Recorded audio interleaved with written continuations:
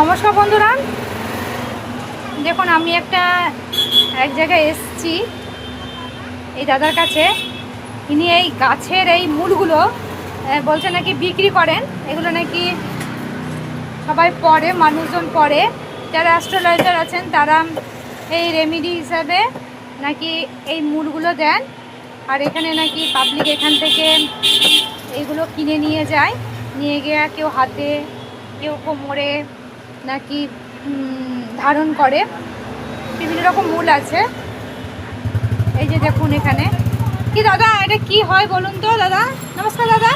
নবগ্রহ শান্তির কাঁচা মূল, এগুলো পড়লে মানে নবগ্রহে যে সব দোষ থাকে সেই সব দোষ কাটানোর জন্য মানুষ অনেক রকম মানে দামি পাথর বা রত্ন ধারণ করে। যাদের সামর্থ্য নাই তারা এই মূল দিয়ে কাজ চালায়,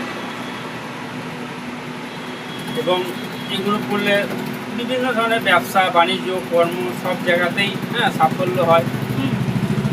তাই হ্যাঁ, এইগুলো পড়লে রত্ন যেটা স্টোন যেটা বলে করতে হবে না, করতে হবে না, কাজগুলো হবে। ঠিক হ্যাঁ, আছে। আর যদি এটা কি সত্যি কাজ হয়? অবশ্যই, তাই না? অবশ্যই।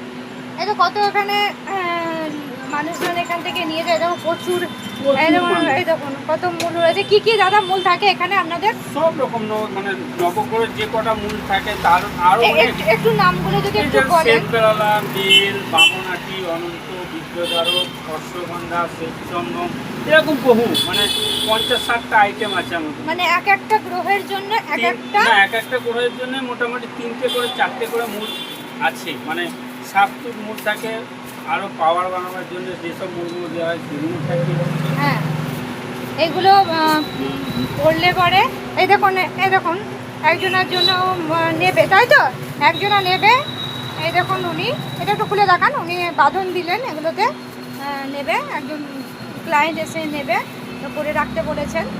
আজ এখানে খুব মেঘ করেছে আর অনেক রাত হয়েছে, একদম দোকানটা বন্ধ হওয়ার সময়, তো বৃষ্টি হচ্ছিল। তো আমি এই জন্য এখানে একটুখানি আশ্রয় নেওয়ার জন্য দাদার কাছে এলাম। তো আমি জানি না এগুলো কিভাবে হয়, কি করতে হয়, তাই জন্য আমি আমি দাদাকে জিজ্ঞাসা করলাম। দেখুন, তো আপনারাও যদি অ্যাস্ট্রোলজিতে বিশ্বাস করেন তো এরকম ধরনের অ্যাস্ট্রোলজারকে দেখিয়ে তো মূল ধারণ করতে পারেন, তো আপনাদের অনেক কাজ হবে। গ্রহের সমস্যা থাকলে পরে তার প্রতিকার হবে, তাই তো? ঠিক বললাম তো? একদম। আমার ভিডিও যদি ভালো লেগে থাকে আমায় ফলো করবেন। Thank you.